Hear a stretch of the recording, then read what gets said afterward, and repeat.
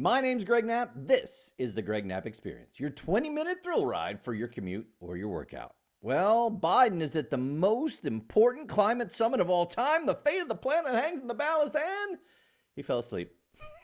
You can't really blame him. Police warned a woman that she needed a permit for her Halloween costume. Leftists are using social terrorism to try and get Democrat Senator Sinema to go along with their huge spending bills. This time they disrupted a wedding. Cities that defunded the police have increased crime and angry citizens. What a surprise! Yeah, I know.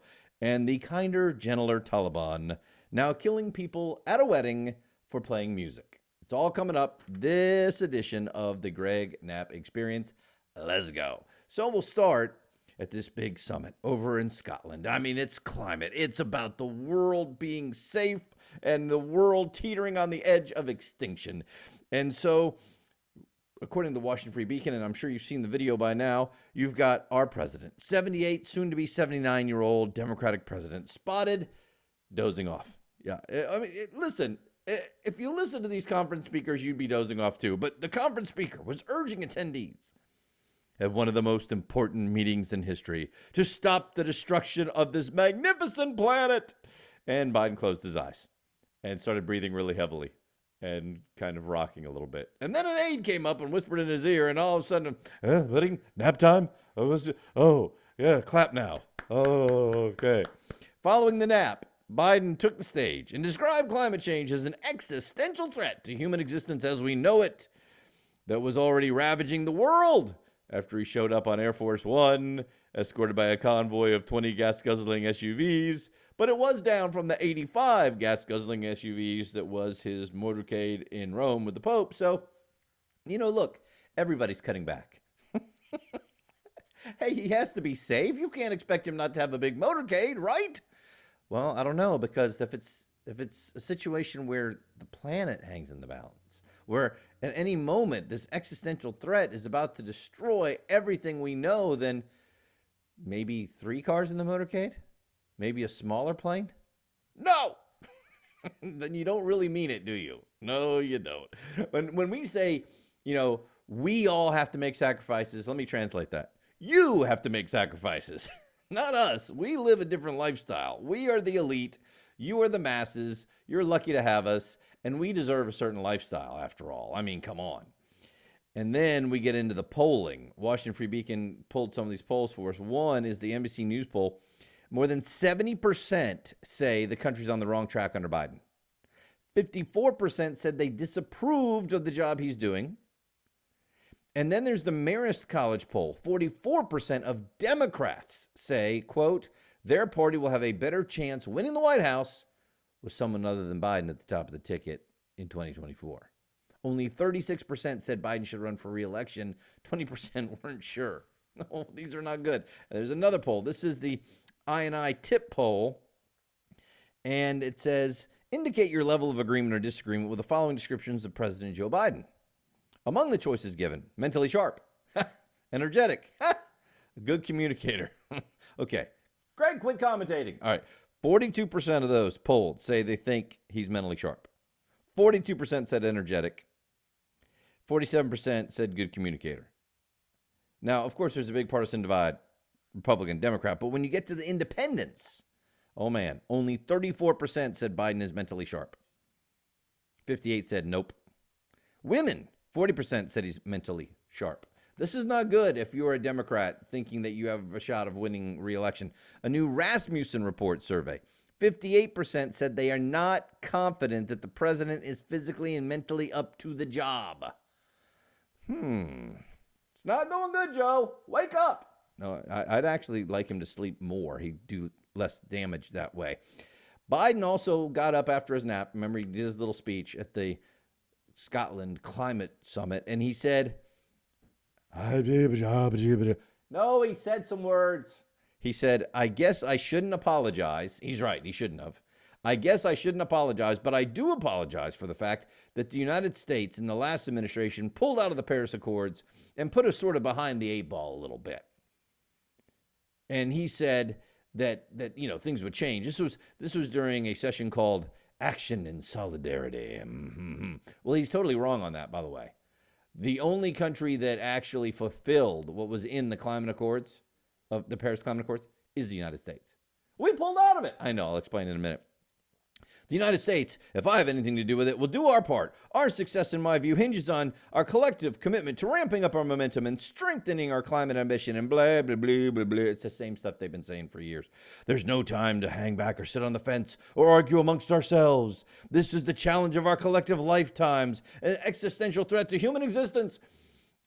We've been told this for 30 years. For 30 years, we've only got 10 years left. We've only got 10 years left. We've only got 10 years left. Well, we've gone through those 10 years and we're still told we've only got 10 years left. It's starting to get a little old. Earlier this year, Biden pledged to slash U.S. greenhouse gas emissions in half by 2023. And last week, the president offered a scaled-back compromise social and climate policy framework, including $555 billion in climate-related investments. You want to talk about making us uncompetitive and tied to higher energy costs forever, which will be a drag on our economy forever and will do nothing, by the way. Here's the big thing. Even if you believe 100% in everything the far left climate alarmists say, which, by the way, they've been proved wrong time and time and time and time again, when you look at their climate models and what they predicted would happen, that has not happened. Yes, global warming happens and global cooling happens and back and forth and back and forth. But what they predicted to happen has not happened. Even the people who believe in all of that, 100%, say you're wrong to even talk about it and debate it. They will even admit that there will be nothing statistically significant that changes in our climate if we do what we say we're going to do. Why? Well, because China and Russia and India, they don't give a rip. And they're letting that stuff fly. And they don't do clean energy. They just do as much energy as they can possibly make. And yet somehow we're the bad guys? No. The UN every year puts out this thing called an emissions gap report. The last one they put out was in December of 2020. We'll get another one in about a month or so. And the United Nations actually found that we're doing great. Eleanor Wald wrote this last year for Forbes. She said the U.S. is the most successful major country at mitigating its own emissions. And the UN report showed it. Quote, the United States of America emits 13% of global GHG emissions, greenhouse gas. China emits more than 1/4 of the GHG emissions. Now, we still contribute the most greenhouse gas per capita, but over the last decade, our emissions have been in decline, 0.4% per year, and even more so during the Trump years. What? No, he pulled out of the accord. That is true. But because he allowed all the fracking, and we shifted so much from some of our quote, dirtier energy sources to clean natural gas, even though we were creating more energy than ever, we were decreasing our greenhouse gas emissions. So we were making these improvements without tying our hands and allowing other countries to gain economic and energy advantages over us. We became the number one producer of natural gas in the world, the number one producer of oil in the world. We were exporting this stuff. We were making money. We were making it cheaper for people to run their businesses with energy, to heat and cool their houses with energy. But now all of that's reversed, and we're getting right back in that Paris Accord. You realize no other country in the Paris Accord met what they promised to do with their greenhouse gas emissions. We're the only ones who met that, and we weren't even part of it. Unbelievable. And I've got to apologize for it. Listen, in just a second, I want to tell you about how the police warned a woman not to wear a Halloween costume. I'm not kidding. You don't want to miss this story. But first, if you're enjoying the show, I'm asking you to be a part of the movement. Help me combat the far left version of America. Rally around what makes us exceptional. So if you'd like the Greg Knapp Experience page on Facebook, that'd be awesome. Listen to the podcast wherever podcasts are found. And tell 3 friends to tell 3 friends. Thanks so much for being a part of the movement. So don't miss this story because it sounds like it's just a funny throwaway story, but it's really pretty scary. It's Halloween, Greg. Well, that was a few days ago, but what happened was this woman, Kat Uden, down in South Florida, she didn't like what was going on with the developer's plan to build a 30-story condo on taxpayer-owned beachfront land. Right now, it's a park. It has a community center, and there's a vote coming up by the city commissioners just a little bit before the end of the year. So she doesn't like it. So she created a Halloween costume, a big cardboard box that she wears that looks like a condo. And she went on Facebook and she said, hey, come to the city party dressed like a condo, or bring a sign that says you don't like this. Well, no. An officer called her up.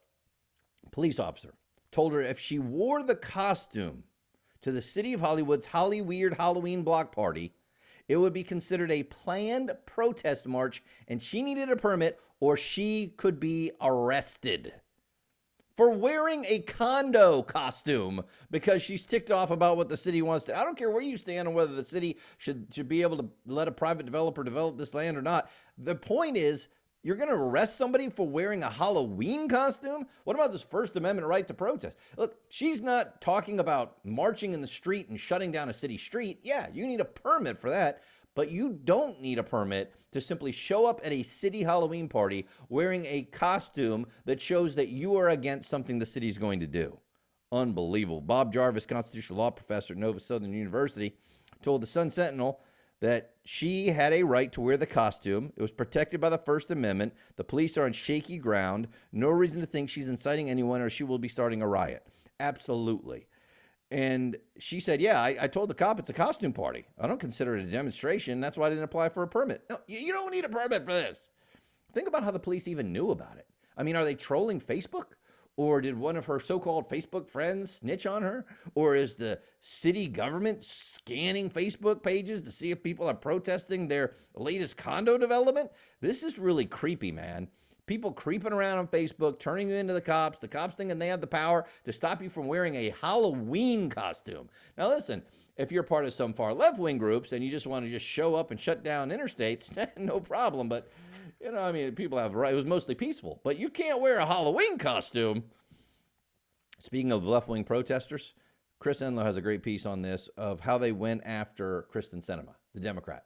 She is not a conservative, by the way. The left makes you think probably in the news, Kristen Sinema, she was elected a Democrat, and now she's like Newt Gingrich or something. No. This woman is a liberal.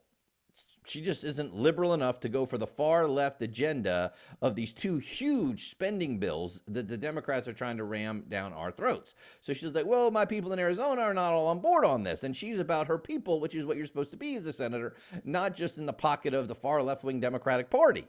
So she said, no, I'm not going to vote for this. So they've been harassing her. As you know, they've been going into the bathroom with her. They've been harassing her in the airport on airplanes. And really, I think it goes beyond harassing. It's social terrorism. I think we need to start using that phrase. It is social terrorism because what they're trying to do is they're trying to make it so that her life is miserable to the point that she caves in, right? You just pester this person enough, and eventually, I just can't take it anymore, man. I need some peace. I need to get my life back. Okay, I'll do it. And then, of course, they do it more and more because it worked, right? You see this tactic all the time.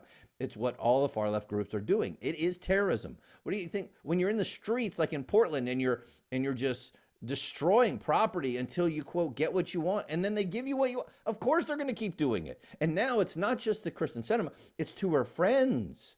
Oh, yes. This was at a wedding, the wedding of a personal friend. It was in a little courtyard in Brisbane, Arizona, which, by the way, is a beautiful little town near the border of Mexico if you ever get a chance to go. And so there's this wedding going on, and the lefties show up, and they're chanting, and they're yelling, and they're screaming, and they're disrupting this woman's wedding. Kristen Sinema is not getting married. She was officiating this for a family friend. The woman comes out and talks to the people, and there's somebody videoing it, and she said, hey, thanks for ruining my wedding. I really appreciate it. It's just my wedding. I really wish I could enjoy my wedding without you ruining it. She was trying to, nope. The mother of the bride comes out. Could you just go down to the corner for an hour? It's my daughter's wedding, just for an hour. Just let her get married, please. One protester said, okay. So there's one nice, the rest of them go, nope, and started screaming and yelling and chanting and disrupting it all over again. But hey, the Tucson Daily Star was there, the local paper, and they were there to show just what was going on. And they framed the story around wedding guests, white wedding guests, who wore Native American costumes to the celebration.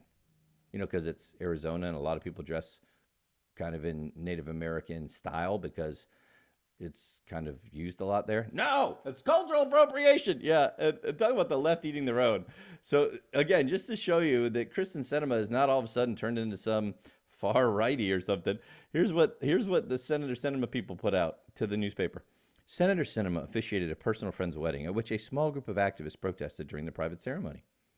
While the senator knows the bride and groom, she does not know and did not interact with the wedding guests who wore disrespectful and racist costumes to the ceremony, and she strongly condemns such behavior. They must be really good personal friends. Oh, man. Oh, that's great. Madonna is speaking out on cancel culture because really that's what that is, right? They're trying to cancel Senator Sinema in any way they can. And they can't totally cancel her. So they're going to try and cancel her by going after her and going after her friends and family to the point that she will be a pariah, to the point that she may even decline invitations because she doesn't want to go there because she doesn't want to hurt them, right? And other people may just not invite her because they don't know who might show up. So basically canceling her. And guess who's speaking out against that now? Madonna. All right. What's so funny about this is Madonna's been part of the cancel culture if you're a conservative. But now she's finally figuring it out, just like Bill Maher. And now these liberals are finally starting to figure out just how bad this is. And we're like, oh, wow, even Madonna said it. And, and it's kind of annoying to people like you and me who've been saying it for years. So here's what she said.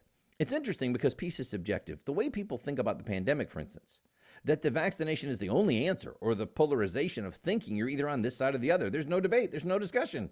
Yeah, welcome to the party, Madonna. That's something I want to disturb, the peace. I want to disturb the fact that we're not encouraged to discuss it.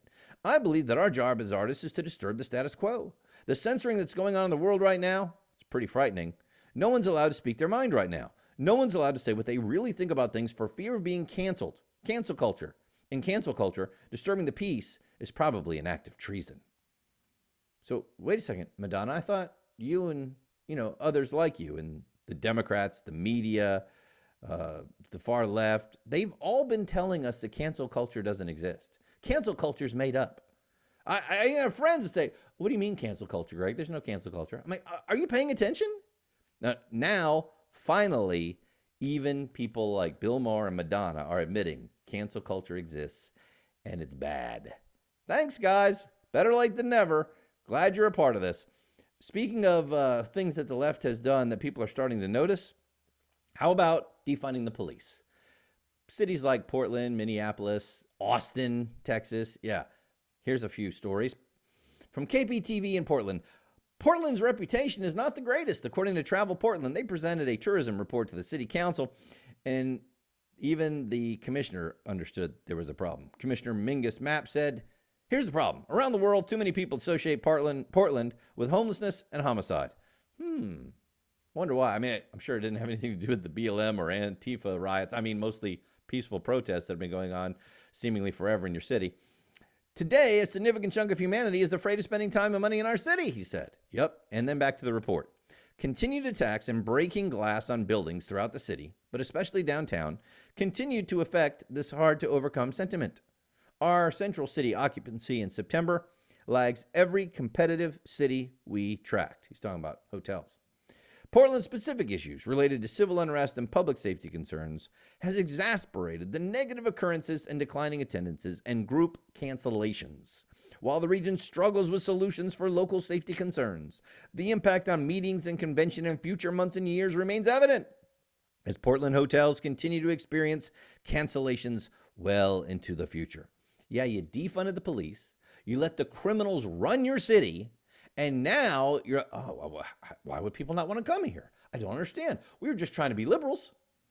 It's time to refund the police, enforce the rule of law, and actually protect the lives and property of your citizens who are law-abiding. Maybe this is the wake-up call that they need. I don't know, because in Austin, they defunded the police. They cut $150 million from the police department. They redirected the money to so-called public safety programs. Crime has spiked.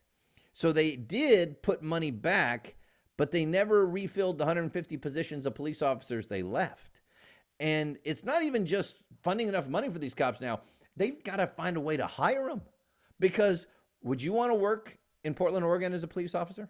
Or Minneapolis? Or even Austin, when you certainly feel like you're disrespected by the city and you certainly don't feel like anybody's got your back? And Austin business owners pointing out just how bad this is. See, they're having a big vote at the polls, Proposition A.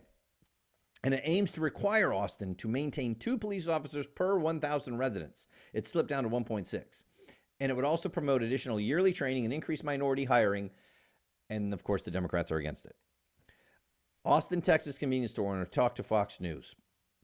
He wants this thing passed because he said the cops won't even come to a shop anymore unless he's being personally, violently attacked. What? Yeah. See, if you call and report, hey, somebody's in my store right now shoplifting. No, sorry, we're not coming for that. Call 311 and file a report. What? Yeah, they don't have enough people. Just call 311 and file a complaint.